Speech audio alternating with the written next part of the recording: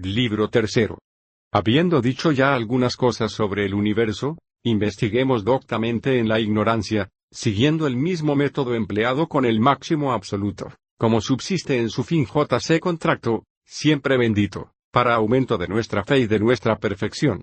Para admirar más aún nuestra aplicación desarrollemos muy brevemente la idea de Jesucristo, invocándole para que Él sirva de camino hacia Él mismo, Él que es la verdad, en la cual, ahora, nos vivificamos por la fe y, después, por su adquisición en Él y por Él mismo, en quien radica la vida sempiterna. Capítulo primero. El máximo contracto, mayor que el cual nada puede haber, no puede existir en una u otra cosa en absoluto sin un fin. En el primer libro se muestra un máximo absolutamente incomunicable, inmezclable e incontraíble en ninguna cosa, que persiste idéntico a sí mismo en sí, eterna, igual e inmóvilmente. En segundo lugar manifiéstase, después de lo anterior, la contracción del universo, pues ninguna cosa existe sino de modo contracto. La unidad del máximo está, pues, absolutamente en sí. La unidad del universo está de modo contracto en la pluralidad. Pero a la pluralidad, en la que el universo está contracto en acto, nunca le puede convenir la suma igualdad, pues entonces dejaría de ser pluralidad. Es necesario, pues, que todas las cosas difieran mutuamente, bien en género, especie y número, bien en especie y número, bien en género y número, de tal modo que cada una de ellas subsista con su propio número, peso y medida. Por lo cual las cosas del universo se distinguen entre sí por grados, en cuanto ninguna coincide con otra. Por ello, ninguna cosa contracta puede participar exactamente del grado de contracción de otra, de forma que necesariamente cada una excede o es excedida por cualquier otra. Todas las cosas contractas están constituidas, por tanto, entre el máximo y el mínimo, de manera que puede darse un grado mayor o menor de contracción que cualquier otro dado, sin que por ello este proceso se haga infinito en acto, porque la infinidad de los grados es imposible, pues lo mismo es decir que hay infinitos grados en acto que decir que no hay ninguno, como dijimos en el libro primero, hablando del número. No puede, por ello, haber en las cosas contractas un ascenso al máximo o un descenso al mínimo absolutamente. De ahí que, igual que la naturaleza divina, que es absolutamente máxima, no puede aminorarse y pasar a ser infinita y contracta, tampoco los contractos pueden disminuirse en la contracción y hacerse radicalmente absolutos. Y como todo ser contracto puede ser menos y más contracto, no alcanza el término del universo, ni del género ni de la especie, pues la primera contracción general del universo es una pluralidad por medio de los géneros, la cual es necesario que difiera gradualmente. Pero los géneros no subsisten sino de modo contracto en las especies, ni tampoco las especies sino en los individuos, solo los cuales existen en acto. Y como no es dable ningún individuo, según la naturaleza de los individuos contractos, más que bajo el término de su especie, tampoco ningún individuo puede alcanzar el término del género y del universo.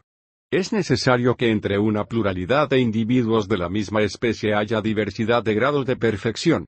Por lo cual ningún individuo de una especie dada será máximamente perfecto, porque puede darse uno más perfecto, ni tampoco es dable uno imperfecto de forma que no sea dable otro más imperfecto, pues el término de la especie no lo alcanza ninguno.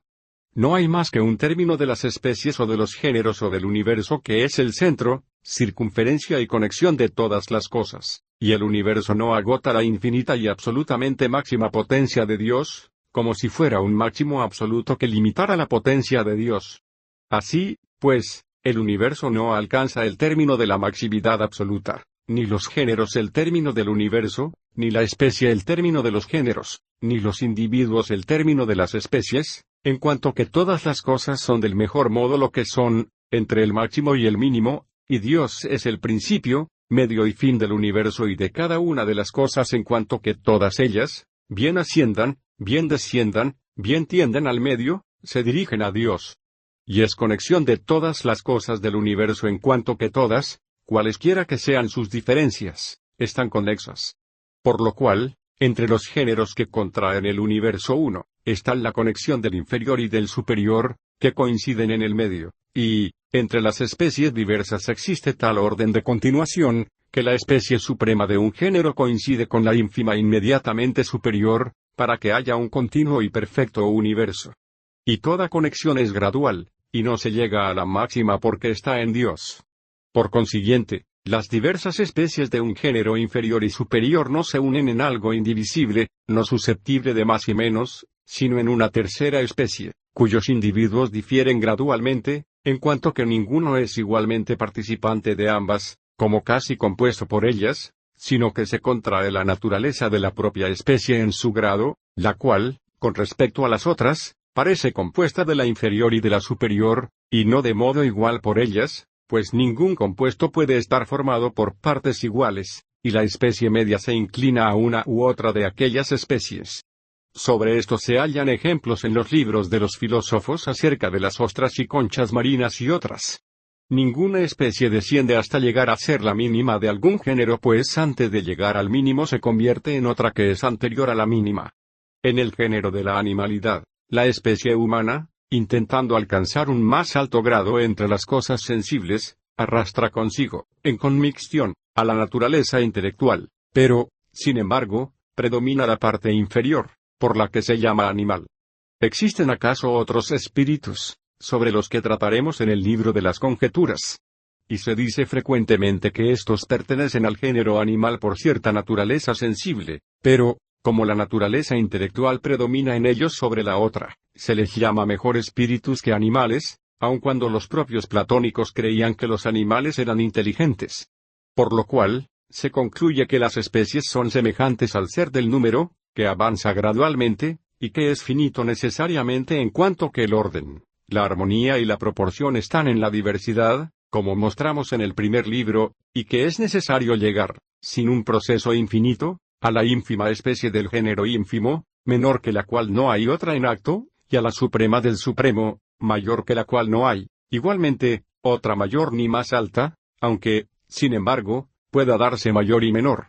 De tal manera que bien numeremos hacia arriba, bien hacia abajo, partimos de la unidad absoluta que es Dios, como principio de todas las cosas, en cuanto que son especies que, casi semejantes al número, discurren entre el mínimo, que es máximo, y el máximo, a quien no se opone el mínimo, pues no hay nada en el universo que no goce de una determinada singularidad que no se halla en ninguna otra cosa, de tal manera que no hay nada que iguale todo en todo, ni tampoco hay cosas que sean exactamente diferentes, lo mismo que nada puede ser igual en el tiempo con otra cosa, aun cuando una vez fuera menor y otra vez menor que ella, pues verifica este tránsito dentro de una estricta singularidad, que no llega nunca a la igualdad exacta. Como el cuadrado inscripto en el círculo tiende a la magnitud del circunscrito, desde el cuadrado que es menor que el círculo al cuadrado mayor que el círculo, sin que nunca llegue a ser igual a este.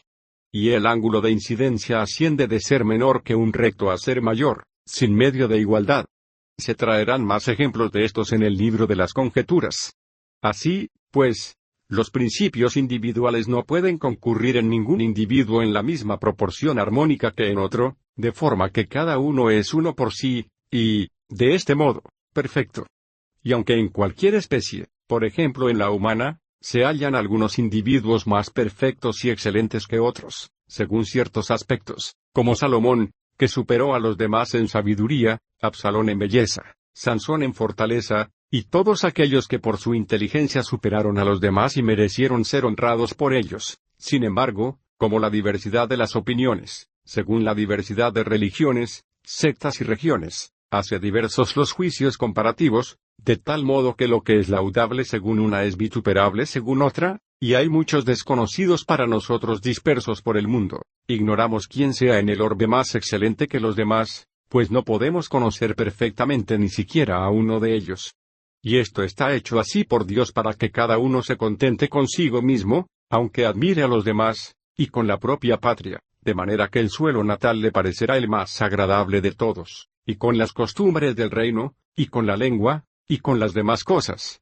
para que haya paz y unidad, sin envidia, en cuanto esto pueda ser posible, pues no puede ser absolutamente, sino cuando reine Él, que es nuestra paz y que excede a todos los sentidos. Capítulo 2. El máximo es igualmente contracto y absoluto, creador y criatura. Se ha mostrado suficientemente que el universo es una pluralidad de cosas, las cuales son en acto de modo contracto, de las que ninguna llega al máximo absoluto. Añadiré aún que si fuera dable el máximo contracto subsistente en acto en una especie, entonces él, según la especie dada de la contracción, sería todas las cosas en acto que puede haber en la potencia de aquel género o especie, pues el máximo absoluto es todas las cosas posibles absolutamente en acto. El máximo contracto en el género y en la especie es una perfección posible en acto, según una determinada contracción en la que como no es dable algo mayor hay un infinito que abarca toda la naturaleza de la contracción dada. Y como el mínimo coincide con el máximo absoluto, también contractamente coincide con el máximo contracto. Clarísimo ejemplo de esto es la máxima línea, que no sufre oposición alguna y que es toda figura y medida igual de todas las figuras, con la cual coincide el punto, como demostramos en el primer libro. Por lo cual, si fuera dable que el máximo contracto fuera individuo de alguna especie, sería necesario que fuera la plenitud de aquel género y especie, en cuanto que sería la vida, forma, razón y verdad en plenitud de perfección de todas las cosas que fueran posibles en aquella especie. Tal máximo contracto, por encima de toda la naturaleza de la contracción, término final existente de aquella, complicante de toda su perfección, por encima de toda proporción con cualquier otra cosa dada, tendría suma igualdad, para que no fuera mayor o menor que ninguno, y complicaría en la plenitud las perfecciones de todas las cosas. Por esto queda manifiesto que el propio máximo contracto no puede subsistir como puramente contracto, según lo que poco antes dijimos, pues ninguna cosa puede alcanzar tal plenitud de perfección en el grado de la perfección de la contracción, ni aun cuando este contracto fuera Dios, que es absolutísimo, a no ser que fuera necesariamente el máximo contracto, esto es, Dios y criatura, absoluto y contracto, contracción que no puede subsistir en sí misma, a no ser en la absoluta maximidad subsistente. No hay, pues, más que una absoluta maximidad, como mostramos en el primer libro, por la que lo contracto puede decirse máximo.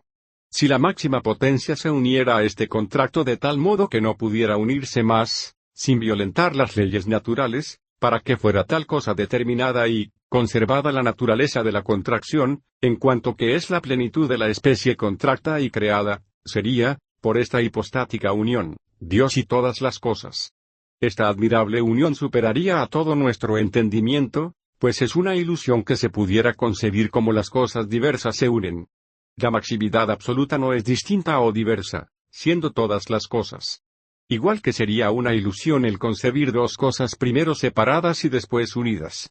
No se comporta de otro modo la divinidad en cuanto a lo anterior y lo posterior, ni es más esto que aquello, ni el propio contracto pudo ser antes de la unión esto o aquello, como la persona individual subsistente en sí, ni como las partes se unen en el todo, pues Dios no puede ser parte. ¿Quién concebiría una tal admirable unión, que no es como la de la forma a la materia, siendo Dios absoluto impenetrable a la materia no informante?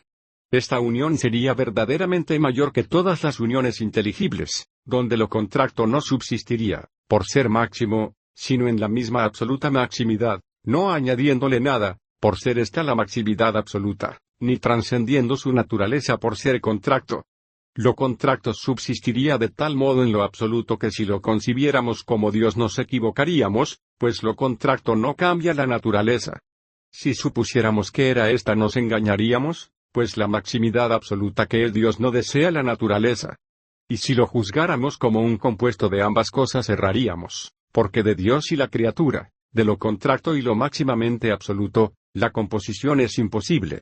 Hay, pues, que concebirle mentalmente, como siendo Dios en cuanto que también es criatura, y criatura en cuanto que también es creador, creador y criatura sin confusión ni composición. ¿Quién podría elevarse de este modo tan excelso que conciba en la unidad la diversidad y en la diversidad la unidad? Esta unión está, pues, por encima de todo entendimiento.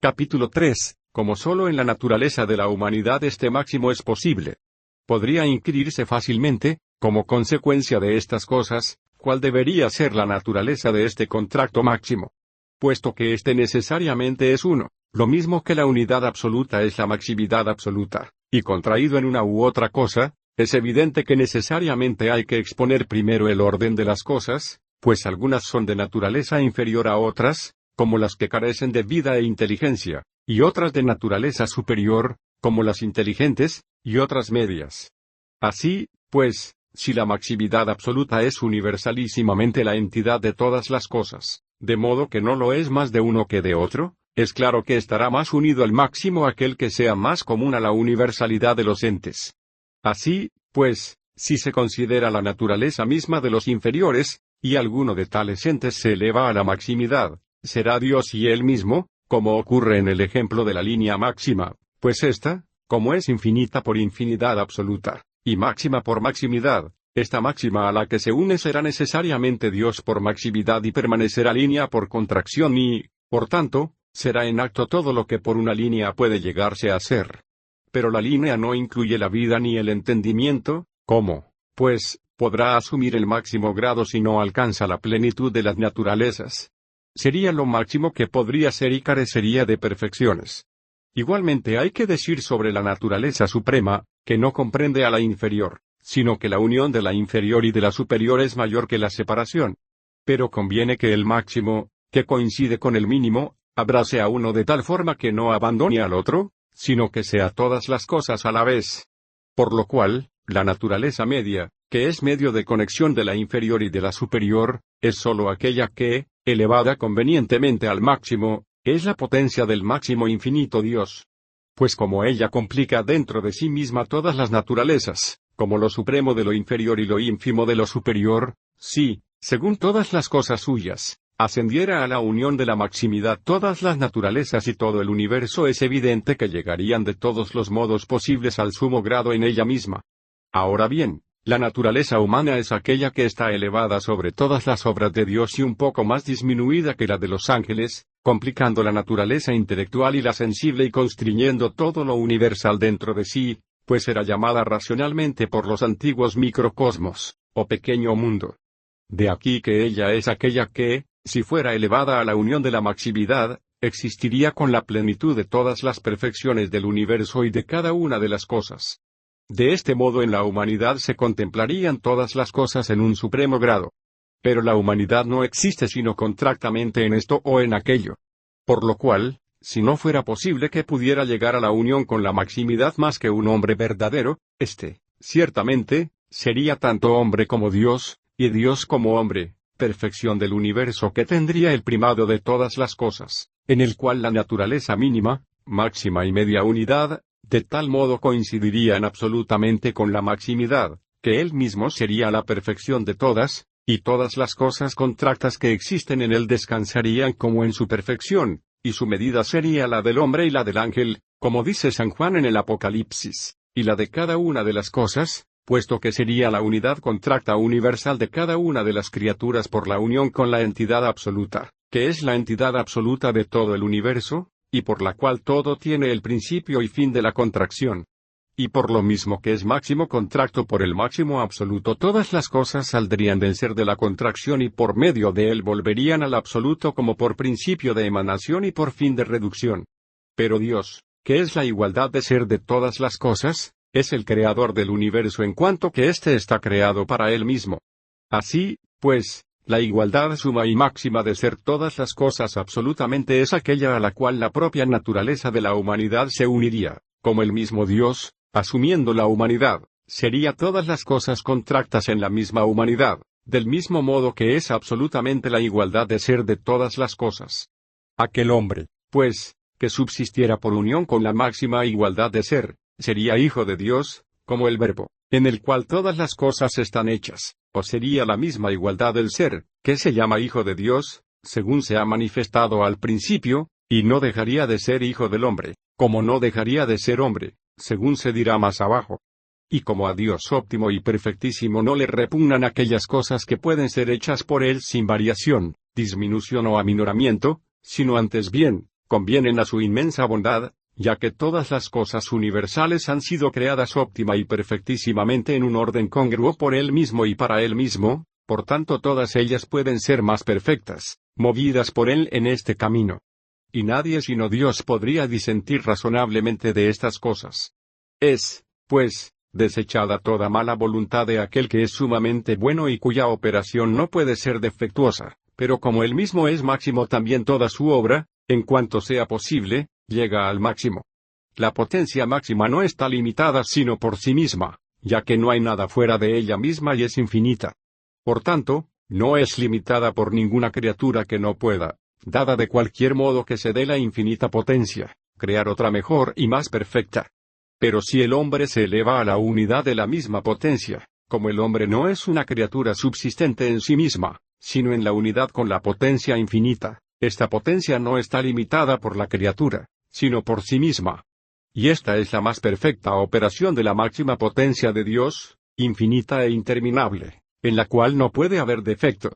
De otro modo no sería ni creador ni criatura.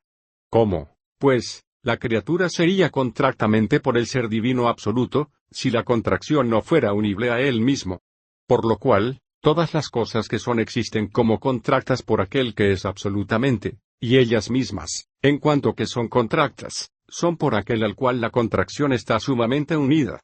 Y así como Dios sea creador en primer lugar, y en segundo Dios y hombre, una vez creada la humanidad, asumida supremamente en la unidad de él, casi sea la contracción universal de todas las cosas, unida hipostáticamente y personalmente a la igualdad de ser de todas las cosas, por Dios absolutísimo, mediante la contracción universal que es la humanidad.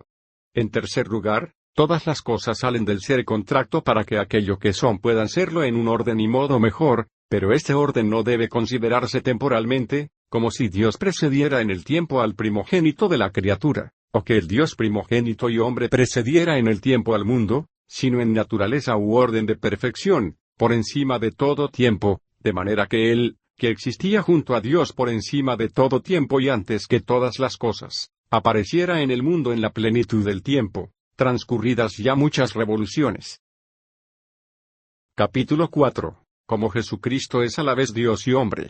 Ahora, puesto que ya vamos dirigidos hacia esto con una fe indudable gracias a estos razonamientos, sostenemos firmemente, sin duda alguna, que las premisas son verdaderas y, convencidos, decimos que, dejando a un lado la plenitud del tiempo, Jesucristo siempre bendito es el primogénito de toda criatura, por aquellas cosas que operó divinamente, siendo hombre por encima de los hombres, y por otras que él, siempre veraz en todo, afirmó de sí mismo, y por aquellos que habiendo hablado con él dieron testimonio con su sangre constantemente, cosas probadas desde hace tiempo con infinitos e inefables argumentos.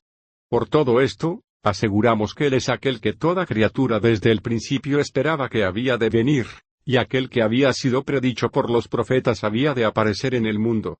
Vino para colmar todas las cosas, ya que él, por su propia voluntad, restituyó la salud a todos, y como poderoso, por encima de todas las cosas, enseñó todo lo oculto y secreto de la sabiduría, quitando, como Dios, los pecados, resucitando a los muertos, transmutando la naturaleza, mandando a los espíritus, al mar y a los vientos andando por encima del agua, estableciendo la ley que completa plenamente todas las leyes. En el cual, según el testimonio de Pablo, aquel singularísimo predicador de la verdad iluminado repentinamente por el cielo, tenemos la perfección de todas las cosas, la redención y la remisión de los pecados. Él es la imagen de Dios invisible, el primogénito de toda criatura, porque todas están fundadas en Él, en el cielo y en la tierra, en las cosas visibles y en las invisibles, en los tronos, dominaciones, principados y potestades. Todas las cosas han sido creadas por Él y en Él mismo, y Él mismo es antes que todas, y todas están en Él, y Él es la cabeza del cuerpo de la Iglesia. Él es el mismo principio, primogénito entre los muertos, puesto que es el que tiene el primado en todas las cosas, ya que complació al Padre que en Él habitara toda la plenitud, y por ello que todas las cosas se relacionaran en Él. Estas y otras muchas cosas más muestran los testimonios de los santos, ya que Él mismo es Dios y hombre, en el cual la humanidad está unida en la divinidad del Verbo, para que no subsistiera en sí, sino en Él mismo, puesto que la humanidad en sumo grado y en toda plenitud no puede existir más que en la divina persona del Hijo. Y por esto, como está por encima de toda nuestra comprensión intelectual, concebimos casi por la docta ignorancia a esta persona, que se unió al hombre. Elevando aún más nuestro entendimiento consideremos que, estando Dios a través de todas las cosas, en todas ellas, y todas a través de todas en Dios, como antes mostramos, y examinando esto a la vez y copulativamente, de manera que Dios está en todas las cosas así como todas las cosas en Dios, y como el ser divino tiene una suprema igualdad y simplicidad, de ahí que Dios, estando en todas las cosas, No está en ellas según grados como si se comunicara con ellas gradual y particularmente. Pero ninguna cosa puede existir sin diversidad gradual, por lo cual las cosas son en Dios según ellas mismas con diversidad de grados. De aquí, como Dios está en todas las cosas, así como todas las cosas en Él, es evidente que Dios, sin mutación en la igualdad de ser, es todas las cosas en la unidad con la máxima humanidad de Jesús. Puesto que el hombre máximo en Él mismo no puede ser de otro modo que máximamente, y así en Jesucristo, que es la igualdad de ser de todas las cosas, existen, como en el Hijo en lo divino, que es la persona media, el Padre eterno y el Espíritu Santo, y todas las cosas como en el Verbo, y toda criatura en la humanidad suma y perfectísima que complica universalmente todas las cosas creables, en cuanto que Él es el que habita toda la plenitud. Veamos esto con este ejemplo. El conocimiento sensual es un conocimiento contracto porque el conocimiento no alcanza más que las cosas particulares. El conocimiento intelectual es universal porque con respecto al sensual existe separado y abstracto de la contracción particular. Pero la sensación se contrae de modo vario según varios grados, contracciones que hacen surgir las varias especies de animales, según grados de nobleza y perfección. Y aunque al máximo grado absoluto no se llegue, como demostramos anteriormente, sin embargo, en aquella especie que es la suprema en acto dentro del género de la animalidad, por ejemplo la humana, el sentido forma allí un animal tal que es tanto animal como entendimiento, pues el hombre es su entendimiento, en el que la contracción sensual se subordina a la naturaleza intelectual, y donde la naturaleza intelectual existe como algo divino separado y abstracto, mientras el ser sensible permanece temporal y corruptible, según su naturaleza. Por lo cual hay que considerar que hay aquí alguna remota semejanza en esto con Jesús, en quien la humanidad se subordina a la divinidad, pues no podría ocurrir de otro modo dada su máxima plenitud.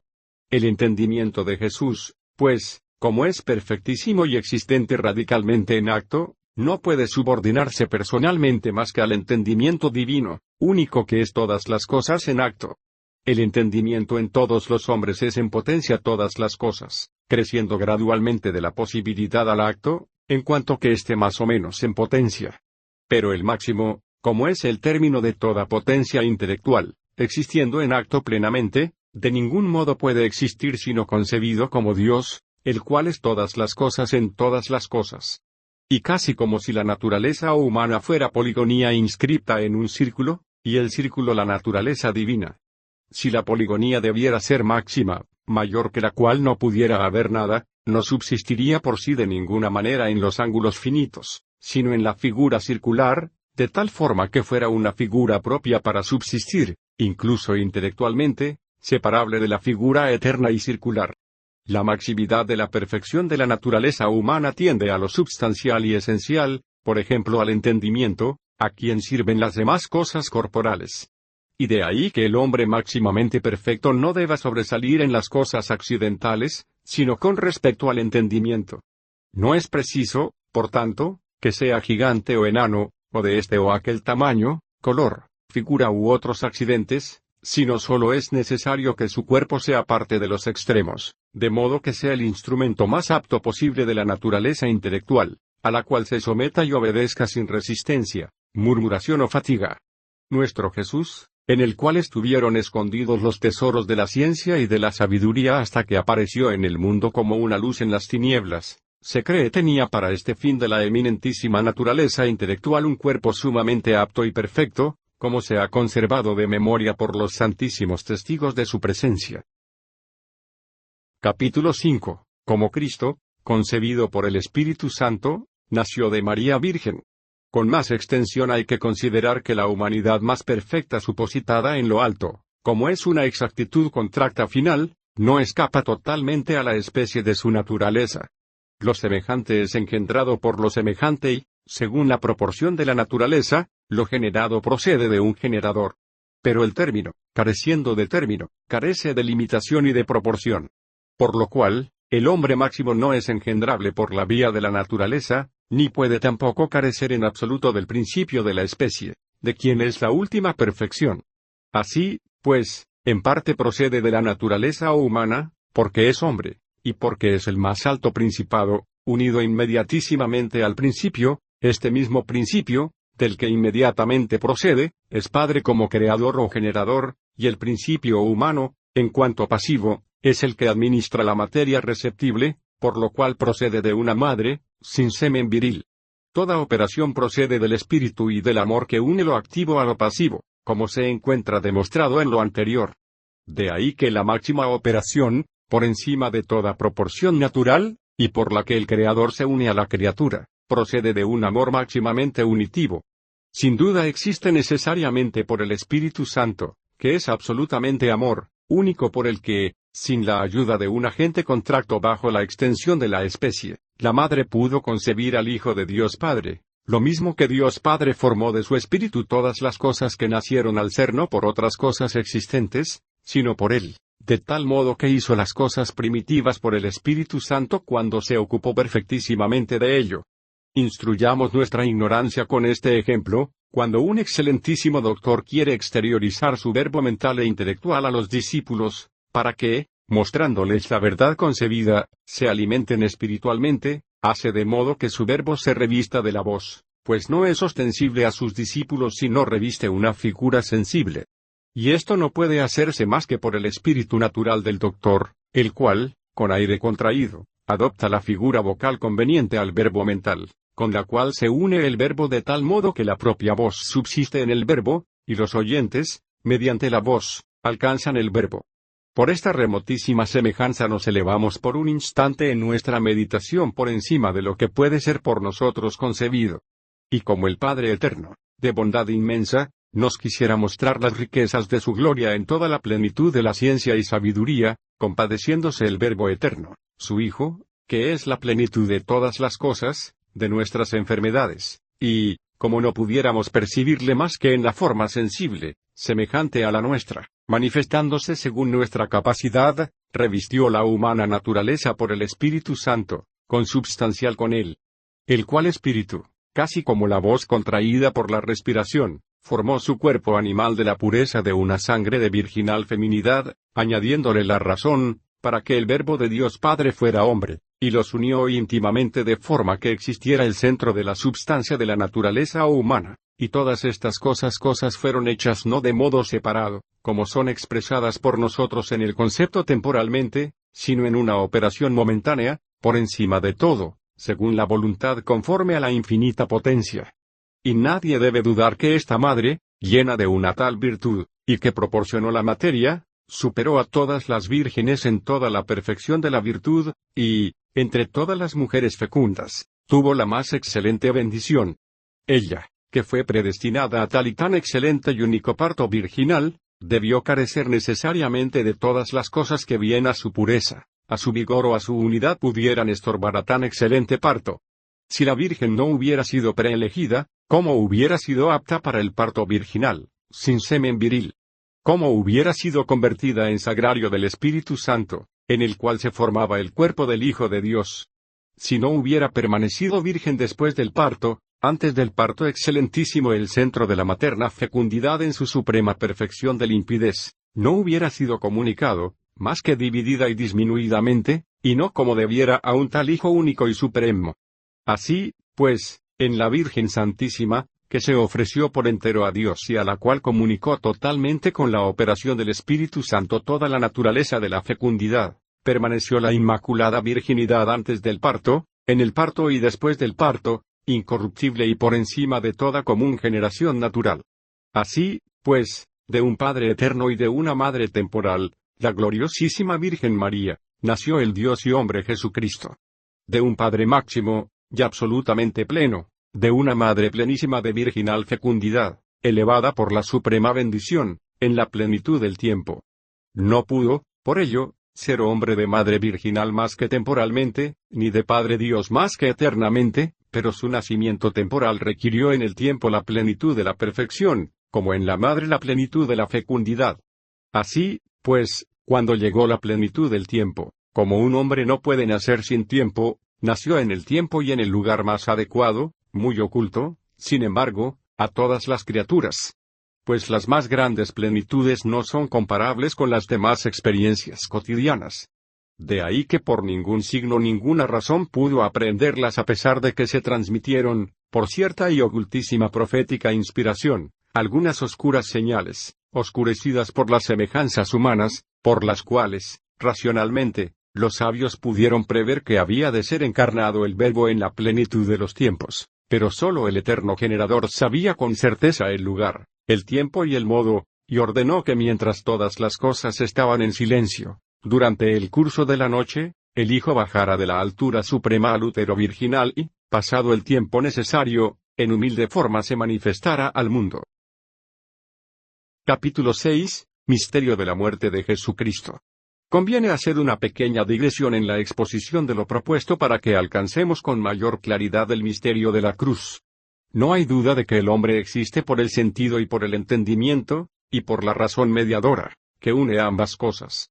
Pero el orden somete el sentido a la razón, y la razón al entendimiento.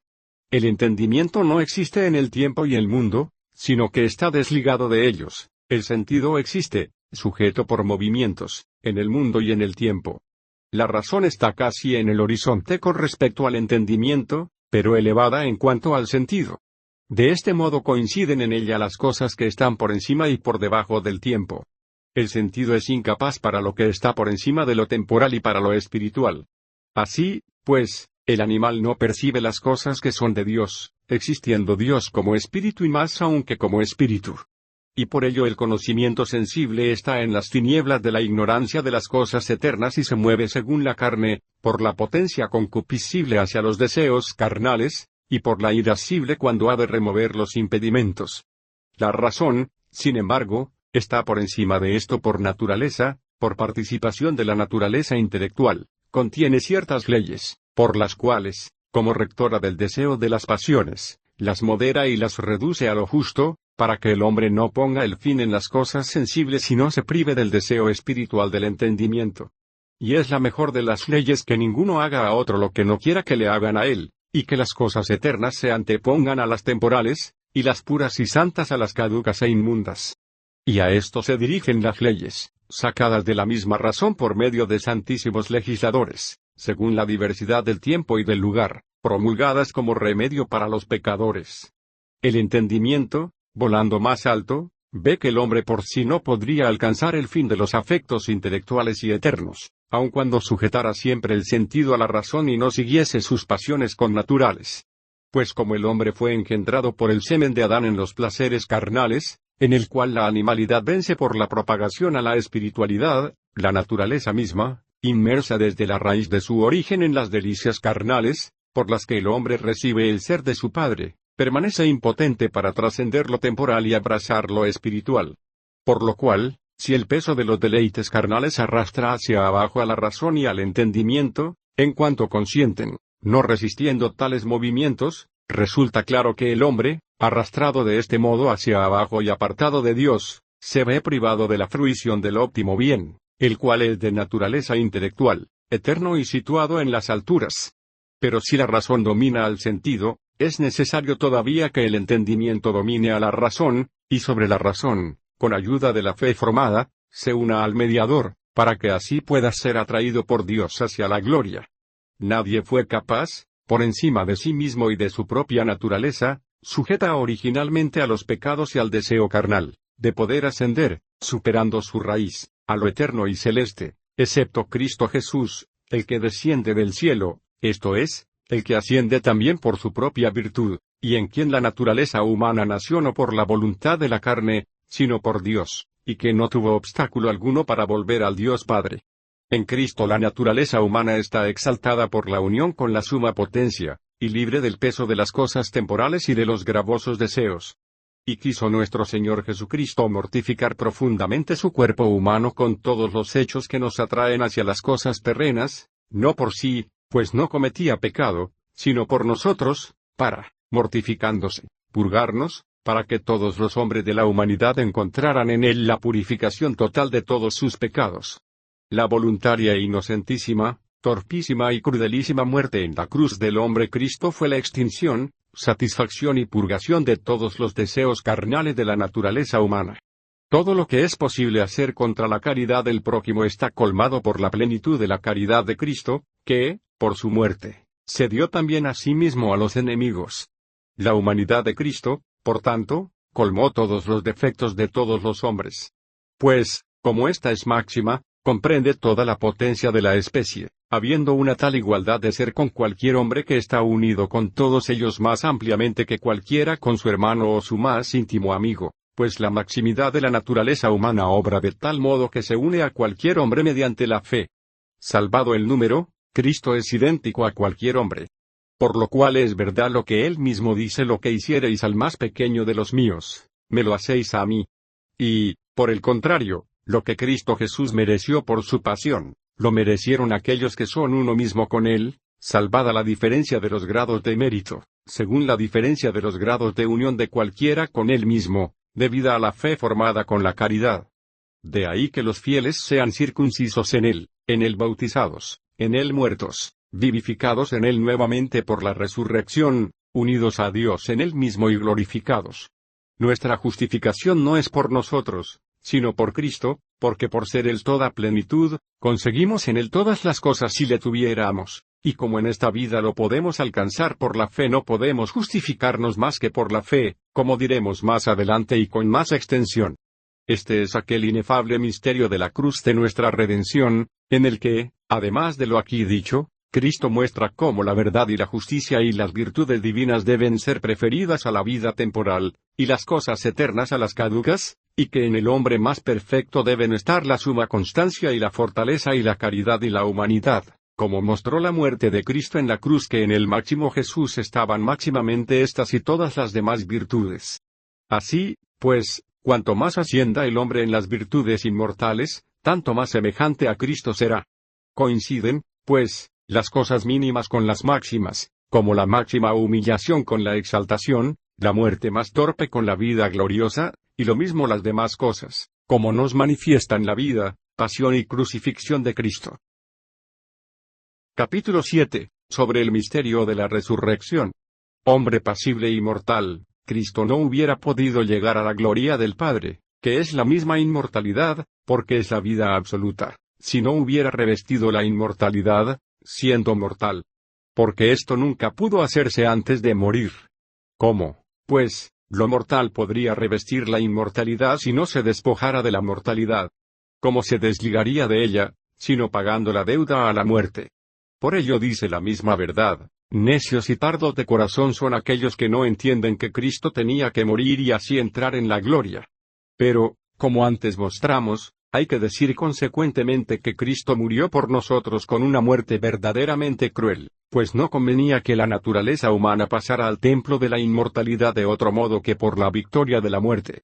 De ahí que se sometiera a la muerte para que con él la humana naturaleza resurgiera hacia la vida perpetua, y el mortal cuerpo animal se hiciera incorruptible y espiritual. El hombre verdadero no pudo ser sino mortal y no pudo elevar a la inmortalidad la naturaleza mortal más que expoliando la mortalidad por medio de la muerte. Oigamos cuán bellamente nos instruye la verdad, hablando sobre esto, cuando dice: un grano de trigo que cayera en la tierra no estaría muerto si permaneciera él solo, pero si estuviera muerto produciría mucho fruto. Si Cristo hubiera permanecido siempre mortal, aunque nunca hubiera muerto, ¿cómo hubiera dado la inmortalidad a la naturaleza humana un hombre mortal? Aunque no hubiera muerto, solo habría permanecido mortal sin muerte. Era preciso por tanto que él se liberara mediante la muerte de la posibilidad de morir, si había de producir mucho fruto, para que exaltado de esta forma, atrajera hacia sí todas las cosas, pues entonces su potestad no solo se ejercería en el mundo y en la tierra corruptible, sino también en el cielo incorruptible. Todo esto podríamos alcanzarlo en nuestra ignorancia, si tuviéramos en la mente las cosas que con frecuencia hemos dicho. Mostramos anteriormente que el máximo hombre Jesús, no podía tener una persona subsistente separado de la divinidad, por ser máximo. Por convención de las lenguas se admite que las cosas humanas coincidan con las divinas, pues porque aquella humanidad, inseparable de la divinidad por su suprema unión casi revestida y asumida por la divinidad, no puede subsistir personalmente por sí misma. Ahora bien, el hombre está compuesto por el alma y el cuerpo, la separación de los cuales es la muerte. Así, pues, porque la máxima humanidad se subordina a la divina persona, no era posible que el alma o el cuerpo, aún después de la división local, al tiempo de la muerte se separara de la persona divina, sin la cual aquel hombre no subsistía. No murió, pues, Cristo como si su persona acabase, sino que, incluso sin división local con respecto al centro al cual se subordinaba su humanidad, permaneció unido hipostáticamente a la divinidad, y, según la naturaleza inferior que pudo padecer la división del alma y el cuerpo, según la verdad de su naturaleza, la división fue hecha temporal y localmente para que, a la hora de la muerte, no estuvieran en el mismo lugar y en el mismo tiempo el alma y el cuerpo. Por lo cual en el cuerpo y en el alma no hubo corruptibilidad posible, pues estaban unidas a la eternidad, pero el nacimiento temporal estuvo sujeto a la muerte y a la separación temporal de modo que, completado el círculo de vuelta a la disolución de la composición, desligado el cuerpo temporal de sus movimientos temporales, la verdad de la humanidad, que permanecía unida a la divinidad e incorrupta, según su verdad requería, uniera la verdad del cuerpo a la verdad del alma, para que, dispersa la sombría imagen de la verdad del hombre aparecido en el tiempo, resurgiera el verdadero hombre desligado de toda pasión temporal, sin cuya unión la verdad de la humanidad incorruptible no estaría verdaderamente unida y sin confusión de modo hipostático a la naturaleza de la persona divina. A la pequeñez e ignorancia de nuestro ingenio le sirve de ayuda este ejemplo de Cristo sobre el grano de trigo, donde se corrompe el número del grano, permaneciendo sana la esencia específica, mediante la cual la naturaleza produce muchos granos. Si el grano de trigo fuera máximo y perfectísimo, muriendo en una tierra óptima y muy fecunda, no sólo podría producir 100 o 1000 granos, sino cuantos comprendiera la naturaleza de la especie en su posibilidad. Y esto es, por cierto, lo que dice la verdad, que un fruto produce mucho, pues en verdad es una multitud finita sin número. Entiéndase así, pues, agudamente, la humanidad de Jesús por lo mismo que se considera contractamente con relación a Cristo, se entiende también unida a la divinidad, estando unida a la cual es absoluta, en cuanto se considera Cristo como hombre verdadero, y está contracta, en cuanto que es hombre por la humanidad, y así la humanidad de Jesús es como un medio entre lo puramente absoluto y lo puramente contracto, y así, según esto, no fue corruptible sino según ciertos respectos, y absolutamente incorruptible. Fue corruptible según la temporalidad, en la que estaba contracta, e incorruptible según que estuvo absolutamente desligada del tiempo y sobre el tiempo y unida a la divinidad. Pero la verdad, como temporalmente contracta, es casi imagen y signo de la verdad supratemporal. Así la verdad del cuerpo, temporalmente contracta, es casi la sombra de la verdad del cuerpo supratemporal. También la verdad del alma contracta es como la sombra del alma desligada del tiempo. Pues parece más sentido que entendimiento, el cual no conoce mientras vive en el tiempo sino por medio de las imágenes de la fantasía, de las que se libera y desliga cuando el alma está elevada por encima del tiempo. Y como la humanidad misma fue radicada desde las alturas en la incorruptibilidad divina inseparablemente, entonces, completado el movimiento temporal corruptible, no pudo hacerse la resolución sino hacia la raíz de la incorruptibilidad. Por lo cual, tras el final del movimiento temporal que fue la muerte, eliminadas todas aquellas cosas que acaecen temporalmente a la verdad de la naturaleza humana, resucitó Jesús, no en cuerpo grave, corruptible, umbroso, pasible, etc., cosas que siguen a la composición temporal, sino en cuerpo verdadero, glorioso, impasible, ágil e inmortal, como la verdad desligada de las condiciones temporales requería. Y la misma verdad de la unión hipostática de la naturaleza humana y divina reclamaba necesariamente esta unión. Por lo cual, era preciso que Jesús bendito resucitara de entre los muertos, como él mismo dice, convenía que Cristo sufriera así y al tercer día resucitara de entre los muertos. Capítulo 8 Cristo subió a los cielos el primero entre los muertos. Mostradas estas cosas, es fácil ver que Cristo fue primogénito entre los muertos. Nadie pudo resucitar antes que él, cuando la naturaleza humana no había llegado al máximo, ni se había unido con la incorruptibilidad y la inmortalidad, que están en Cristo. Todos, pues, eran impotentes hasta que llegara aquel que dijo, «Tengo potestad para dejar mi alma y asumirla nuevamente». Por ello la naturaleza humana tomó la inmortalidad en Cristo, que es el primero entre los muertos. No hay más que una humanidad indivisible y una esencia específica de todos los hombres, por lo cual, Todos los hombres particulares son hombres numéricamente distintos entre sí, de tal modo que es la misma la humanidad de Cristo y la de todos los hombres, permaneciendo inconfundible la distinción numérica de los individuos. De ahí la evidencia de que la humanidad de todos los hombres que fueron o serán temporalmente antes o después de Cristo, tomó en Cristo la inmortalidad.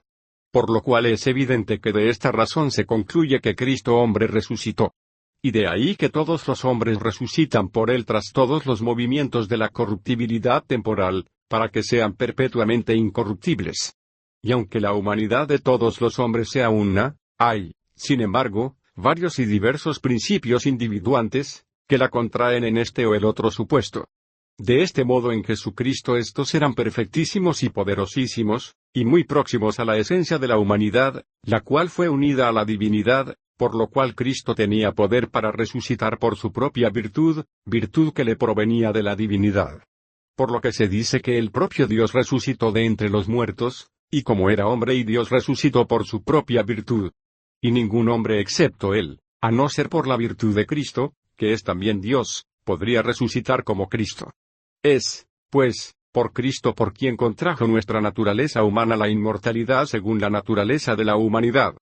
Y por él por quien resucitaremos cuando cese el movimiento, a semejanza suya, por encima del tiempo, nosotros, que hemos nacido radicalmente sometidos al movimiento. Y esto será en el fin de los siglos. Pero Cristo, que solo nació de madre, aunque nació temporalmente, no esperó que pasara todo el flujo del tiempo para su resurrección, pues su nacimiento no fue apresado profundamente por el tiempo. Téngase en cuenta que la naturaleza tomó la inmortalidad en Cristo, por lo cual resucitaremos todos, buenos o malos, pero, sin embargo, no todos seremos cambiados por Cristo, Hijo de Dios, mediante la gloria transformadora, en hijos adoptivos. Resucitarán todos, desde luego, pero no todos como Cristo y en él mismo por unión, sino solo aquellos que son de Cristo por la fe, la esperanza y la caridad. Véase, si no me engaño, que no hay ninguna religión perfecta que, conduciendo a los hombres al muy deseado último fin de la paz, no contenga a Cristo mediador y salvador, Dios y hombre, camino, vida y verdad. Considérese cuán discordante es la credulidad de los sarracenos que afirman la existencia de Cristo, hombre máximo y perfectísimo, nacido de una virgen y transportado vivo a los cielos, y niegan que sea Dios. Realmente están obcecados porque dicen lo imposible. A quien tenga un entendimiento verdadero tiene que parecerle más claro que la luz, incluso por todo lo anteriormente expuesto, que en absoluto puede ser hombre perfectísimo y máximo, elevado por encima de la naturaleza, en cuanto nacido de una virgen, quien no sea también Dios. Aquellos son irracionales, perseguidores de la cruz, ignorantes de sus misterios, que no gustarán del divino fruto de la redención. Ni por la ley de su Mahoma, que no les prometió otra cosa que saciar sus deseos de placer, extintos en nosotros con la muerte de Cristo, esperan las cosas que anhelamos nosotros en la aprehensión de una incorruptible gloria. Son los judíos semejantes a estos, confesando como ellos un Mesías, hombre máximo, perfectísimo e inmortal, del cual niegan que sea Dios, detenidos por la misma diabólica ceguera, los cuales tampoco esperan, contrariamente a nosotros, siervos de Cristo, la suprema futura beatitud de la fruición de Dios, y, por tanto, no la obtendrán.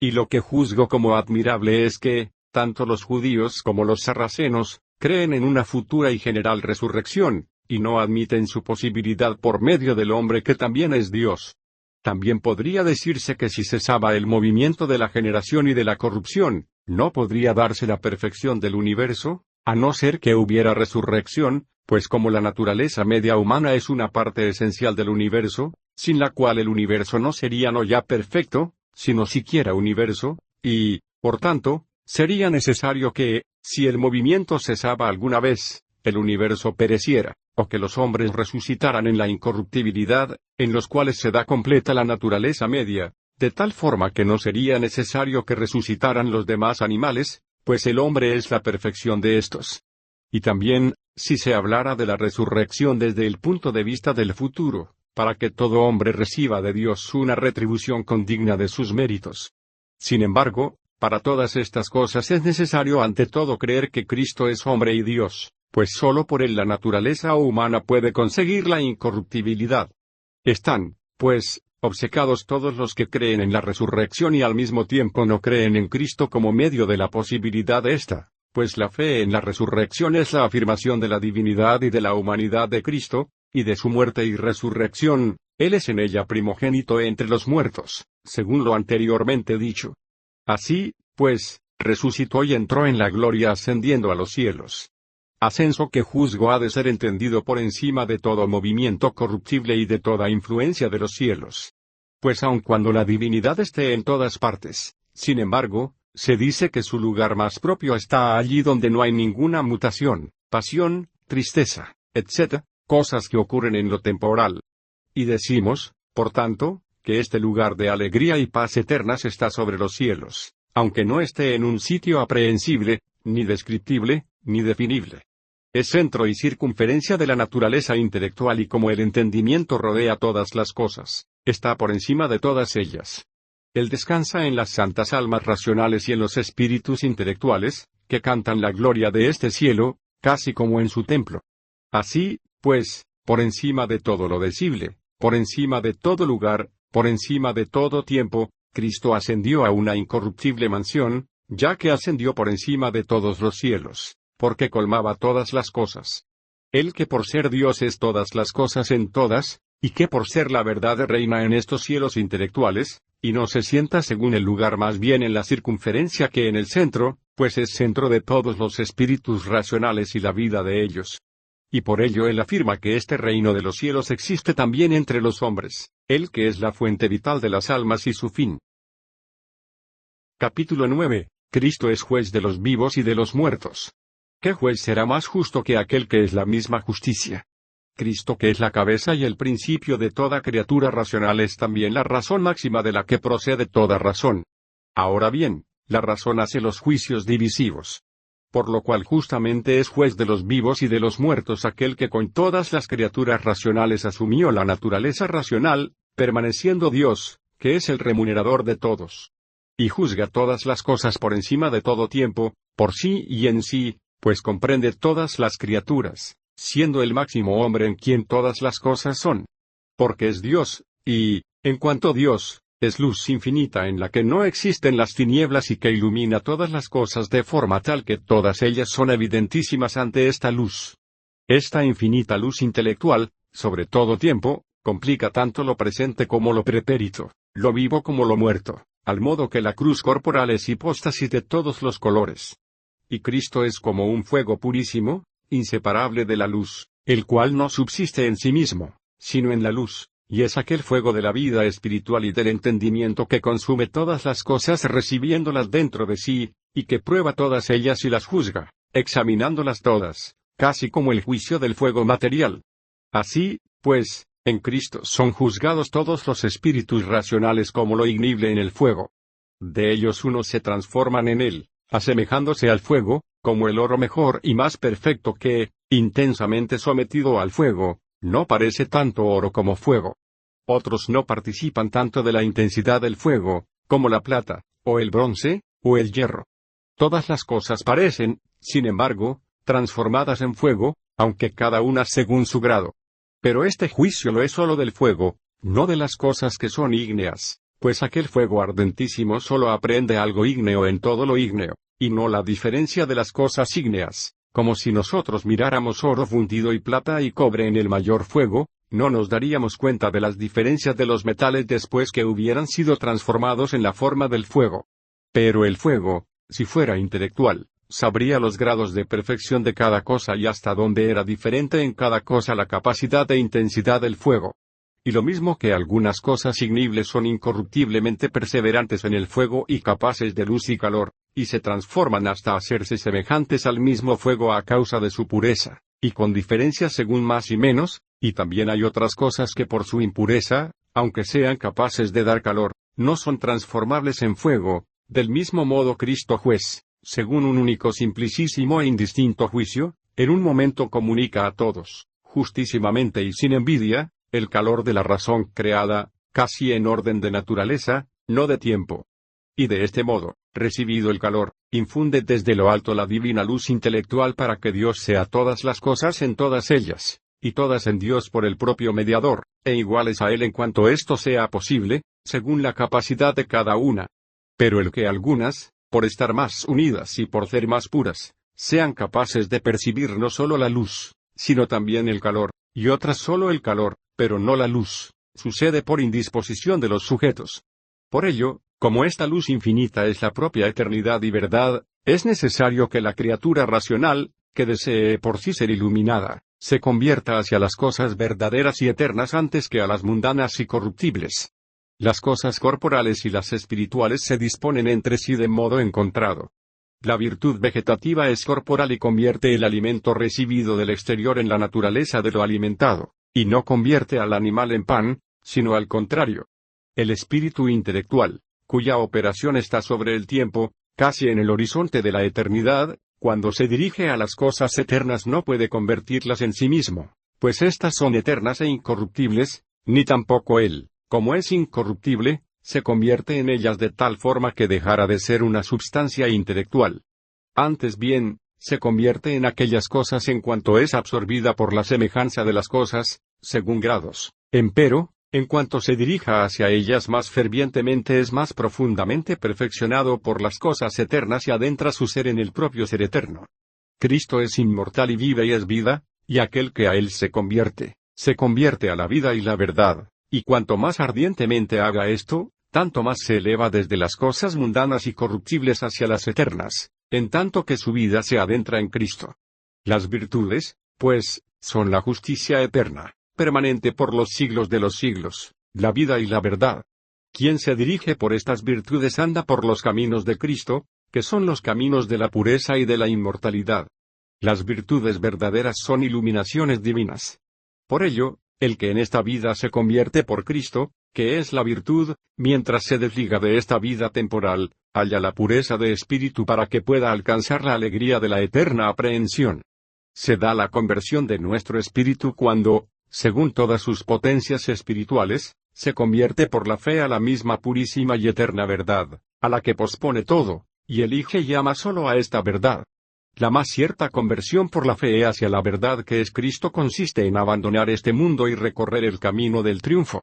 Amarle ardentísimamente es seguirle por un movimiento espiritual, porque Él no solo es amable, sino la misma caridad.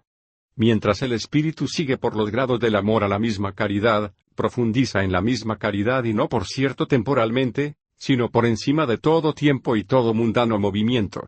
Y así como todo amante está en el amor, así todos los que aman la virtud están en Cristo. Y como todo amante es amante por el amor, así todos los que aman la verdad, la aman por Cristo. De aquí que nadie conocerá la verdad si el Espíritu de Cristo no estuviera en él. Y como es imposible que el amante exista sin amor, así es imposible que nadie posea a Dios sin el Espíritu de Cristo, solo en cuyo Espíritu podemos adorar a Dios, por lo cual los incrédulos, apartados de Cristo, son incapaces de la luz de la gloria de la transformación, y son condenados a las tinieblas y la sombra de la muerte, apartados de la vida, que es Cristo, de cuya plenitud se saciarán todos en la gloria mediante su unión.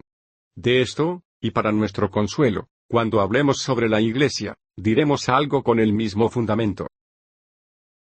Capítulo 10. Sobre la sentencia del juez. Es evidente que ninguno de los mortales comprende este juicio ni la sentencia de su juez. Puesto que como está sobre todo tiempo y movimiento no es expresada por una discusión comparativa o conjetural, o por una mención oral, o por otros tales signos, los cuales llevan consigo demora y aplazamiento, sino que como todas las cosas han sido creadas en el Verbo, porque habló y fueron hechas, también en el mismo Verbo, llamado también razón, serán juzgadas todas las cosas. Nada media tampoco entre la sentencia y la ejecución, pero es así porque se hace en un momento, es decir, porque la resurrección y la aprehensión del fin de modo diferente, la glorificación en la traslación de los hijos de Dios y la condenación en la exclusión de los rechazados no se distinguen en ningún momento del tiempo indivisible.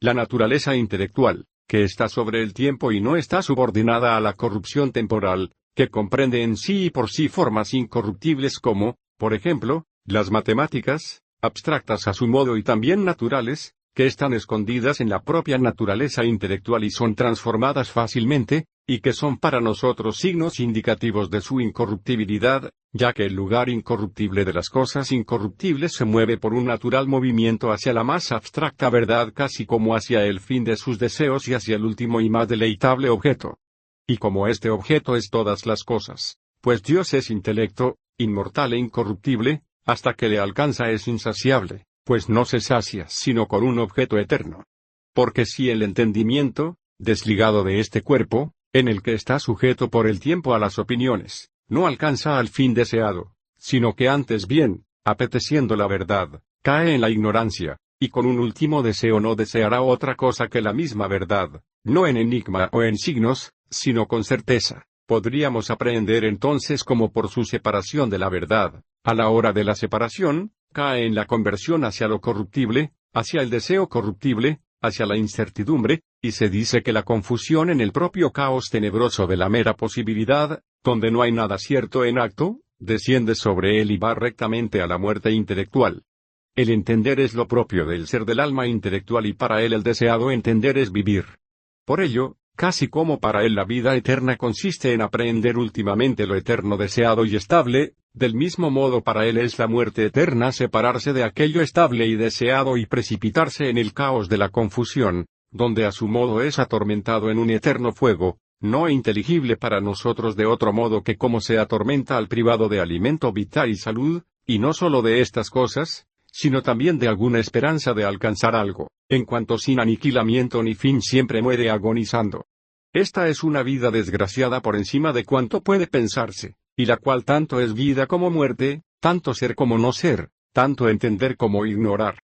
Y puesto que en lo anterior se ha probado que la resurrección de los hombres está por encima de todo movimiento, de todo tiempo, de toda cantidad, y demás cosas subordinadas a lo temporal, de forma tal que lo corruptible se resuelve en lo incorruptible, y lo animal en lo espiritual, para que todo el hombre sea su entendimiento, que es espíritu, y para que el verdadero cuerpo sea absorbido por el espíritu, de modo que no tenga un cuerpo sujeto a cuantificaciones corporales y a proporciones temporales, sino trasladado al espíritu, casi de modo contrario a este cuerpo nuestro, en el que no se ve al entendimiento, sino al cuerpo, y en el que el propio entendimiento aparece casi como encarcelado. Allí, sin embargo, el cuerpo está en el espíritu como aquí el espíritu en el cuerpo, y por ello lo mismo que aquí el alma se hace pesada por causa del cuerpo, allí el cuerpo se hace leve por el espíritu, de ahí que las alegrías espirituales de la vida intelectual sean máximas, de las cuales participa también el cuerpo glorificado en el espíritu. Igualmente, las infernales tristezas de la muerte espiritual son máximas, y las recibe también el cuerpo en el espíritu. Y como nuestro Dios, cuya aprehensión es la vida eterna, está por encima de la comprensión de todo entendimiento, aquellas eternas alegrías, que exceden a todo nuestro conocimiento, son tan grandes que no pueden expresarse por ningún signo. De modo semejante las penas de los condenados están por encima de todas las penas pensables y descriptibles. Por lo cual todos aquellos armónicos signos musicales de gozo, alegría y gloria, que como signos conocidos para nosotros se hallan en los padres como modos de pensar sobre la vida eterna, son sólo ciertos remotísimos signos sensibles, infinitamente distantes de los signos intelectuales, no perceptibles por ninguna imaginación. Y lo mismo sobre las penas infernales, las cuales son asimiladas al fuego elemental sulfúreo, a la pez y a otros tormentos sensibles. No tienen ninguna comparación con las ígneas desgracias intelectuales, de las cuales dignese preservarnos Jesucristo, vida y salvación nuestra, el cual sea bendito por los siglos. Amén. Capítulo 11. Misterios de la fe. Todos nuestros mayores han afirmado unánimemente que la fe era el principio del conocimiento. En efecto, en toda facultad se presuponen principios primeros que sólo son comprendidos por medio de la fe, de los cuales se obtiene el conocimiento de las cosas que se hayan de tratar. Todo aquel que desee elevarse a la doctrina necesita creer cosas sin las cuales no puede elevarse. Isaías dice, si no creéis no entenderéis. La fe, por consiguiente, complica en sí todo lo intangible. Y el entendimiento es la complicación de la fe. Por ello el entendimiento es dirigido por la fe y la fe se extiende gracias al entendimiento. Allí, pues, donde no hay una fe sana no existe un verdadero entendimiento. A qué conclusión conduzcan el error de los principios y la debilidad del fundamento es fácil de ver. Pero no hay fe más perfecta que la misma verdad, la cual es Jesús. ¿Quién no comprende que el más excelente don de Dios es una fe recta? El apóstol San Juan dice, la fe en la encarnación del Verbo de Dios nos lleva a la verdad para que nos hagamos hijos de Dios. Y trata de esta como primera cosa. Luego cuenta muchos hechos de Cristo según esta fe, para que el entendimiento se ilumine con ella. Por ello llega finalmente a esta conclusión, diciendo, estas cosas fueron escritas para que creáis que Jesús es el Hijo de Dios. La suavísima fe en Cristo, afirmada constantemente en la simplicidad, puede, mediante grados de ascensión, extenderse y explicarse según la doctrina de la ignorancia. Los más grandes y los más profundos misterios de Dios que rodean el mundo, aun cuando permanezcan ocultos para los sabios, son revelados en la fe de Jesucristo a los niños y a los humildes, porque todos los tesoros de la sabiduría y de las ciencias están escondidos en Jesús, sin el cual nadie puede hacer nada, ya que es el Verbo y la potencia por la cual Dios creó y es el único ser y el más alto que tiene potestad sobre todo lo que existe en el cielo y en la tierra. Y como Él no es cognoscible en este mundo, en el que somos llevados por la razón, la opinión o la doctrina, mediante símbolos, desde lo más conocido a lo desconocido, se le conoce solo allí donde terminan las persuasiones y comienza la fe, por la cual somos conducidos hacia la simplicidad para que por encima de toda razón y entendimiento, en el tercer cielo de la más simple intelectualidad le contemplemos incomprensiblemente e incorporalmente corpóreo, porque es espíritu, y en el mundo no mundanamente, sino celestialmente. Él mismo no puede ser comprendido por la inmensidad de su excelencia. Es esta la docta ignorancia por la cual el propio San Pablo vio que él ignoraba más a Cristo, del que antes solo tenía conocimiento, cuanto más se elevaba hacia él. Dirijámonos, pues, fieles a Cristo, en la docta ignorancia, hacia el monte que es Cristo, a quien no podemos alcanzar con la naturaleza de nuestra animalidad. Y mientras intentamos verle con ojos intelectuales, entramos en la oscuridad, sabiendo que en el interior de la oscuridad está el monte en el cual solo es permitido habitar a los que están llenos de vida intelectual. Si nos acercamos a él con una mayor firmeza en la fe, apartados los ojos de las cosas sensibles que nos rodean, para que percibamos interiormente las voces, los truenos y los terribles signos de su majestad, percibiendo al propio y único Señor, a quien los universos obedecen, alcanzando gradualmente ciertas incorruptibles huellas de sus pies, casi oyendo ciertos divinos caracteres no en la voz de las criaturas mortales, sino la del propio Dios en los órganos santos y en los signos de los profetas y de los santos, le intuiremos más claramente, casi a través de una nebulosa razón. Después, ascendiendo continuamente los fieles con deseo más ardiente, pasando casi como del sueño a la vigilia, de lo auditivo a lo visual, verán allí aquellas cosas que no pueden ser reveladas, porque están por encima de todo lo oído y de toda capacidad de la palabra. Pues si tuvieran que decirse las cosas allí reveladas, podría entonces decirse lo indecible y oírse lo inaudito, pues allí se ve lo invisible. Jesús bendito por todos los siglos, fin de toda intelección, porque es la verdad, de todo sentido, porque es la vida, fin, por último, de todo ser, porque es la entidad, y perfección de toda criatura, porque es Dios y hombre, es incomprensiblemente oído allí como término de toda voz. De él, pues, sale toda voz y en él es terminada, lo que es verdadero en una voz por él es. Toda voz pertenece a la doctrina, por tanto, a él, que es la sabiduría misma. Todas las cosas que están escritas para nuestra doctrina. Las voces se figuran en las Escrituras. Con el verbo del Señor se sustentan los cielos. Todas las cosas creadas son, por tanto, signos del verbo de Dios. Toda voz corporal es un signo del verbo mental. La causa de todo verbo mental corruptible es el verbo incorruptible que es la razón. Cristo es la razón encarnada de todas las razones, porque el verbo se hizo carne. Jesús es, pues, fin de todo. Tales cosas son las que se manifiestan gradualmente a los que ascienden hacia Cristo por la fe, la eficacia divina de la cual es inexplicable, pues une al creyente con Jesús, si la fe es muy grande, puesto que está por encima de todo aquello que no está unido a Jesús. Si su fe es íntegra,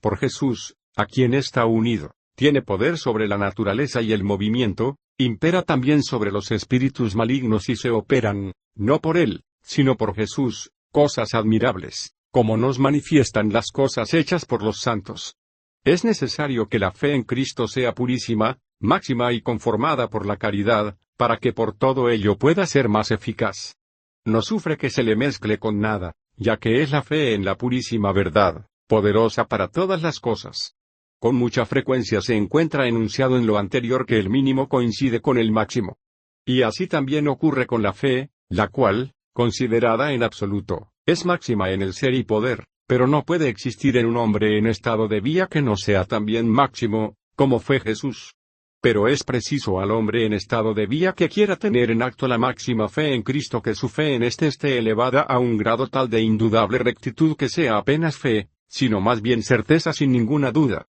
Esta es la fe potente, que tanto es máxima como mínima, que comprende todo lo creíble en lo verdadero.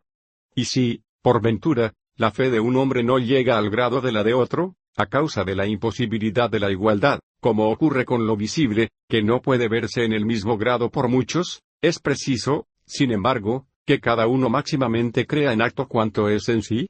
Y entonces aquel que en comparación con los demás tuviera una fe semejante apenas a un grano de mostaza, obtendrá aquella fe de virtud inmensa que haya obediencia incluso en los montes, si se ordenara esto en virtud del Verbo de Dios, con quien se une por la fe tanto cuanto en sí es, a quien nadie puede resistirse. Véase, pues, cuán grande es el poder de aquel en quien está presente el espíritu intelectual por la virtud de Cristo, si se adhiere a él por encima de todo, de tal modo que vive por ella y unido con él, excepto por el número, y subordinado durante toda la vida. Pero como esto no se hace sino por conversión del entendimiento, a quien han de obedecer los sentidos, hacia él por medio de una máxima fe, es preciso, por consiguiente, que ésta sea conformada por una caridad unitiva, pues no puede haber fe máxima sin caridad. Puesto que si todo viviente ama el vivir y todo ser inteligente el entender, ¿cómo puede creerse en la inmortal vida de Jesús y en la verdad infinita, si no se ama sumamente? La vida es amable por sí y si se cree máximamente que Jesús es la vida eterna no puede dejar de amársele. La fe no es, pues, viva, sino muerta y no es siquiera fe, sin la caridad. La caridad es la forma de la fe, la cual da a ésta su verdadero ser. Es más, es el signo de la fe más constante. Así, pues, si todas las cosas se posponen por causa de Cristo, y se tienen en nada el cuerpo y el alma en comparación con él es ello un signo de máxima fe. Y no puede haber una fe grande sin la santa esperanza de la fruición del propio Jesús. Pues, ¿cómo podría nadie tener una fe cierta si no esperara las promesas que Cristo le ha hecho? Si no creyera que él había de tener la vida eterna que Cristo prometió a los fieles, ¿cómo creería en Cristo, o cómo creería que él mismo era verdad? Si no tuviera una esperanza indudable en lo prometido, ¿cómo buscaría la muerte por Cristo quien no esperase la inmortalidad? Y es porque se cree que no faltará lo que es esperado, sino que ha de ser dada una sempiterna felicidad, por lo que se padecen todas las cosas, pues el fiel obtiene una tan grande merced de retribución por tan poca cosa. Es grande, en verdad, la fuerza de la fe que hace al hombre cristiforme para que abandone las cosas sensibles, aleje de sí los contagios de la carne, recorra con temor los caminos de Dios, siga las huellas de Cristo con alegría y acepte voluntariamente la cruz con gozo, para que sea casi un espíritu en carne para quien este mundo, por causa de Cristo, es muerte, y para quien apartarse de él, para estar con Cristo, es vida. ¿Quién es este espíritu en el que habita Cristo por la fe? ¿Cuál es este admirable don de Dios que permite que en esta peregrinación y en frágil carne, por la virtud de la fe, podamos elevarnos hasta aquella potestad por encima de todas las cosas que no están unidas a Cristo? Óbrese de modo que, mortificando siempre la carne, se llegue gradualmente, por medio de la fe, a la unidad con Cristo, para que, en la medida en que es posible en esta vida, nos sumemos en él con profunda unión y para que se logre la perfección completa de la naturaleza, superando las cosas del mundo. Y es esta la naturaleza completa que, mortificando la carne y el pecado, podremos obtener en Cristo, transformados en su imagen. Y no aquella naturaleza fantástica de los magos, los cuales dicen que el hombre asciende por la fe a cierta naturaleza a través de ciertas operaciones de los espíritus influyentes conjurados por ellos, y que en virtud de estos tales espíritus a quienes se unen por la fe, hacen muchas y singulares maravillas en el fuego, o en el agua, o en las ciencias armónicas, o en las apariencias de las transformaciones, o en la manifestación de las cosas ocultas, etc. Es evidente que en todas estas cosas hay engaño y apartamiento de la vida y de la verdad. Porque tales cosas obligan a tratos y pactos con los espíritus malignos, de tal modo que lo que creen por la fe se manifiesta en los hechos en forma de insensaciones y adoraciones solo debidas a Dios, las cuales son exigidas por espíritus poderosos, y las cumplen con gran observancia y veneración. Y siguiendo por fe estas exigencias perecederas, unidos de esta forma a este espíritu, se separan eternamente de Cristo, y van a dar en el castigo eterno. Bendito sea Dios que nos redimió con su Hijo de las tinieblas de tan grande ignorancia, para que sepamos que es falso y engañoso todo mediador que no sea Cristo, el cual es la verdad, y todo lo que sea hecho con una fe que no sea la de Jesús. Pues no hay más que un Jesús Señor nuestro, poderoso por encima de todo, que nos colma con toda bendición, y el único que desborda nuestros defectos y los suple. Capítulo 12, de la Iglesia. Aunque puede haberse adquirido por lo dicho un concepto sobre la Iglesia de Cristo, diré, sin embargo, algo con brevedad sobre ella, para que no falte nada a la obra. Como la fe está en grado desigual en los diferentes hombres y por ello es necesario que sea susceptible de más y menos, se desprende de ello que nadie puede llegar a alcanzar la máxima fe, de tal forma que ninguna pudiera ser mayor en poder. Ni tampoco la caridad máxima. Pues si la fe máxima, mayor que la cual en cuanto a su poder no podría haber ninguna otra, existiera en el hombre en estado de vía, sería necesario que éste fuera también máximo. Lo máximo en un género, lo mismo que es término supremo de éste, es principio del superior. Por lo cual la fe máxima absoluta no puede existir en nadie que no sea a la vez máximo. Del mismo modo la caridad absolutamente máxima no puede existir en el amante que no sea al mismo tiempo amado. Por cuya razón ni la fe ni la caridad máximas y absolutas corresponden a otro que a Jesucristo, el cual fue hombre en estado de vía y máximo a la vez, hombre amante y Dios amado. Sin embargo, en el máximo están incluidas todas las cosas porque Él las comprende todas. De ahí, pues, que en la fe de Jesucristo se incluya toda la fe verdadera, y en la caridad de Jesucristo, toda la verdadera caridad, habiendo siempre, sin embargo, grados distintos. Y como estos grados distintos están por debajo del máximo y por encima del mínimo, nadie puede llegar, aun teniendo en acto toda la máxima fe que tenga en Cristo, a la máxima fe de Cristo, en la que están comprendidos Cristo, Dios y hombre. Ni tampoco se puede amar a Cristo tanto que haga imposible amarle aún más, porque Cristo es el amor y la caridad, y por ello es infinitamente amable. Por lo cual nadie puede amar a Cristo en esta vida o en la futura de tal modo que se haga por ello Cristo y hombre. Todos aquellos que se unen a Cristo, bien en esta vida por la fe y la caridad, bien en la otra por comprensión y la fruición, como queda una diferencia gradual, se unen de modo que no pueden unirse más, permaneciendo aquella diferencia, de forma que sin tal unión ninguno subsiste y por la unión ninguno sale de su grado. Esta unión es la iglesia o congregación de muchos en uno, como muchos miembros se unen en un cuerpo y cada uno en su grado, con distinción entre sí, y todos en un mismo cuerpo, gracias al cual se une cada uno, y en donde no hay ninguno que no tenga cuerpo, pues sin él no podría tener subsistencia ni vida. Y, sin embargo, en él cada uno no es todo sino mediante el cuerpo. Por esto la verdad de nuestra fe, mientras peregrinamos por este mundo, no puede subsistir más que en el Espíritu de Cristo, habiendo un orden de los creyentes para que haya diversidad en la concordancia con Jesucristo. Y cuando nos desliguemos de esta iglesia militante, cuando resucitemos, no podremos resucitar sino en Cristo, para que también sea una la iglesia de los triunfadores, y todos ordenados en ella. Y entonces la verdad de nuestra carne no estará en sí, sino en la verdad de la carne de Cristo. Y la verdad de nuestro cuerpo en la verdad del cuerpo de Cristo. Y la verdad de nuestro espíritu en la verdad del Espíritu de Cristo Jesús, como los sarmientos en la vid, para que sea una la humanidad de Cristo en todos los hombres, y uno el Espíritu de Cristo en todos los espíritus, de forma que todo esté en él, para que sea Cristo uno por todos. Y entonces el que en esta vida recibe a uno de todos los que son Cristo, recibe a Cristo, porque lo que se hace a uno de los más pequeños a Cristo se le hace. Como el que hiere la mano de Platón, hiere a Platón, y el que ofende a una mínima parte ofende al hombre, y el que en el cielo se alegra por algo pequeño se alegra por Cristo y en todo ve a Jesús, y por él a Dios bendito. Así será Dios nuestro por su Hijo, todo en todas las cosas, y todos en el Hijo y por Él en Dios todas las cosas para que haya alegría plena sin mala voluntad ni defecto.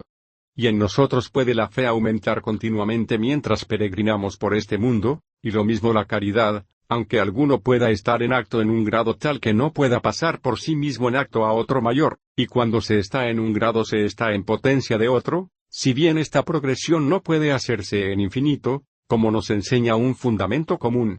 De ahí que debamos trabajar para llevar nuestra posibilidad al acto con la gracia de nuestro Señor Jesucristo, para que vayamos de virtud en virtud y de grado en grado por Él, que es la fe y la caridad, sin el cual nada podemos por nosotros mismos, sino que cuanto podemos, por Él lo podemos. Solo Él es capaz de colmar las cosas que nos faltan para que seamos el día de la resurrección un miembro íntegro y noble de Él.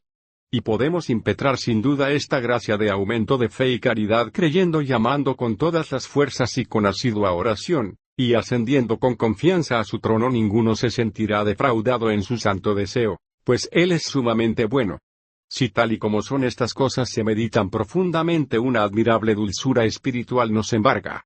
Pues con un interno gusto de bondad inexpresable de Dios se olerá casi como si fuera un aromático humo, y cuando realicemos el tránsito nos la dará al aparecer su gloria y nos saciará de ella sin hartura, pues este alimento inmortal es la misma vida. Y como el deseo de vivir crece siempre, se come el alimento de la vida, sin que se convierta en la naturaleza del que come, pues entonces produciría hartura y abrumaría y no podría sostener la vida inmortal, pues sería insuficiente en sí y se convertiría en lo comido. Pero nuestro deseo intelectual es vivir intelectualmente, es decir, entrar continuamente y cada vez más en la vida y en la alegría. Y como es infinita, los bienaventurados son llevados a ella continuamente con su deseo.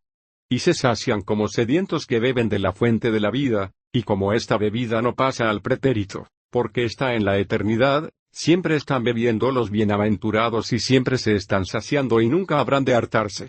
Bendito sea Dios que nos dio el entendimiento, insaciable en el tiempo, cuyo deseo como no tiene fin, conoce lo inmortal por encima de la corruptibilidad temporal, por su deseo insaciable temporalmente y sabe que no puede saciar su deseada vida intelectual más que en la fruición del óptimo e inmenso bien, que nunca defrauda, en el cual la fruición no pasa al pretérito porque no decrece en la fruición. Usando de un ejemplo corporal, es casi como si un hambriento se sentara a la mesa de un gran rey en donde por su deseo se le sirviera un alimento cuya naturaleza consistiera en que saciando, al mismo tiempo agudizaba el apetito, y que este alimento nunca faltase. Es evidente que el comensal se saciaría continuamente y continuamente apetecería el mismo alimento, y siempre se dirigiría deseosamente a él, y siempre sería capaz de ingerirle, pues la virtud de este alimento consistiría en mantener siempre inflamado el deseo del alimentado. Es esta, pues, la capacidad de la naturaleza intelectual, porque recibiendo en sí la vida, la conserva en ella misma según su naturaleza convertible. Como el aire transforma en luz los rayos que recibe del sol. Por esto, el entendimiento, como es una naturaleza incunable hacia lo inteligible, no entiende sino las cosas universales, incorruptibles y permanentes, porque la verdad incorruptible es su objeto, hacia el que se dirige intelectualmente, verdad que aprende en la eternidad en la quieta paz de Cristo Jesús. Esta es la iglesia de los que triunfan, en la que está Dios nuestro, que sea bendito por los siglos, en donde, en la suprema unión Cristo Jesús, verdadero hombre, está unido a Dios Hijo con tan grande unión que su humanidad solo subsiste en su divinidad, y en ella tal es la inefable unión hipostática que, permaneciendo la verdad de la naturaleza de la humanidad, no puede unirse más alta y simplemente. Toda naturaleza racional, conservando su realidad personal, está tan unida a Cristo, si se ha dirigido a Él en esta vida con fe grande espiritual y caridad, que todas estas naturalezas, tanto ángeles como hombres, no subsisten sino en Cristo, y por Él en Dios, absorbida y atraída la verdad del cuerpo de cada uno por el Espíritu para que todos los bienaventurados, conservada la verdad de su propio ser, sean en Cristo Jesús, Cristo, y por Él en Dios, Dios, y como Dios, permaneciendo máximo absoluto, sea en Cristo Jesús el mismo Jesús, sean por Él todas las cosas en todas. Y la Iglesia no puede ser sino una, pues Iglesia significa la unidad de muchas cosas, salvada la realidad personal de cada uno, sin confusión de naturalezas y grados. Y cuanto más una es la Iglesia, tanto mayor es, Pues, máxima la Iglesia eterna de los triunfadores, ya que no es posible una mayor unión de la Iglesia. Se ve aquí cuán grande es esta unión, donde se halla la unión máxima absoluta divina y la unión en Jesús de la deidad y la humanidad, y la unión de la Iglesia de los triunfadores de la deidad de Jesús y de los bienaventurados. Ni la unión absoluta es mayor o menor que la unión de las naturalezas en Jesús, o de los bienaventurados en el cielo, porque es la unión máxima, unión de todas las uniones y que no es susceptible ni de más ni de menos, por proceder de la unidad y de la igualdad, como se mostró en el primer libro. Ni la unión de las naturalezas en Cristo es mayor o menor que la unidad de la Iglesia triunfante, porque como es una unión máxima de las naturalezas no es susceptible de más ni de menos. Por lo cual todas las cosas diversas que se unen obtienen su unidad de esta máxima unión de las naturalezas de Cristo, por la cual la unión de la Iglesia es lo que es. Y la unión de la Iglesia es la máxima unión eclesiástica. Por lo que, como ella misma es máxima, coincide en las alturas con la unión hipostática de las naturalezas en Cristo. Y la unión de las naturalezas de Jesús, como es máxima, coincide con la unión absoluta que es Dios. Y así la unión de la Iglesia, que es la de los supuestos con ella, aunque no parezca tan una como la hipostática, que es sólo unión de las naturalezas o primera unión divina simplicísima, en la cual no puede existir nada de alienidad o diversidad, se resuelve, sin embargo, por Jesús, en la unión divina, de quien también toma principio. Y esto parece perfectamente claro si se tiene en cuenta lo que se ha dicho antes. La unión absoluta es el Espíritu Santo. Pero la máxima unión hipostática coincide con la unión absoluta, por lo cual la unión de las naturalezas en Cristo es de modo necesario por la unión absoluta que es el Espíritu Santo, y en ella existe. La unión eclesiástica coincide con la hipostática, como se dijo antes, por lo cual en el Espíritu de Jesús está la unión de los triunfadores, la cual está en el Espíritu Santo. Y así habla la verdad en Juan: la claridad que me diste se la di a ellos, para que sean uno, como somos nosotros, yo en ellos y tú en mí, para que se consuman en lo uno. Y esto para que la Iglesia esté en eterna quietud, tan perfecta que no pueda haberla más perfecta, en tan inexpresable transformación de la luz de la gloria que no aparezca en todos sino Dios. A la cual aspiramos apasionadamente, rogando con humilde corazón a Dios Padre que por su Hijo nuestro Señor Jesucristo y en él por el Espíritu Santo nos la quiera conceder en su inmensa piedad, para que gocemos eternamente a aquel que sea bendito por los siglos. Amén. Recibe ahora, Padre respetado, lo que hace mucho tiempo deseé alcanzar por los varios caminos de las doctrinas, hasta que regresando por mar de Grecia, creo que gracias a un supremo don dado por el Padre de las Luces, de quien todo lo procedente es sumamente bueno, fui llevado a comprender las cosas incomprensibles de modo incomprensible en la docta ignorancia, trascendiendo las verdades incorruptibles cognoscibles humanamente. Y ahora lo he desarrollado en estos libros, que por el mismo principio pueden ser resumidos o ampliados. Y nuestro entendimiento todo él debe hacer un profundo esfuerzo para elevarse hasta aquella simplicidad en la que coinciden las cosas contradictorias, tema sobre el que versa el primer libro. El segundo desarrolla algunas cosas sobre el universo según lo dicho en el primero y superando la vía común de los filósofos. Y ahora se completa, por último, el tercero, siguiendo siempre el mismo fundamento, sobre el superbendito Jesús, que se hizo para mí cada vez mayor en el entendimiento y en el afecto por el aumento de la fe. Nadie que tenga la fe en Cristo puede negar que por esta vía no se inflame en un deseo superior, de forma que, después de largas meditaciones y ascensiones, no vea que sólo ha de amarse al dulcísimo Jesús. Y con alegría, dejando todo lo demás, le abrazará porque es la vida verdadera y el gozo sempiterno. Todas las cosas se apartan ante aquel que entra en Jesús, y no puede hallar ninguna dificultad, ni en la Escritura ni en el mundo, porque éste se transforma en Jesús, porque el Espíritu de Cristo habita en él, el cual es fin de los deseos intelectuales. Ruega asiduamente, Padre devotísimo, por mí, mísero pecador de suplicante corazón, para que juntos merezcamos gozar con él eternamente. Fin del tercero y último libro de la docta ignorancia.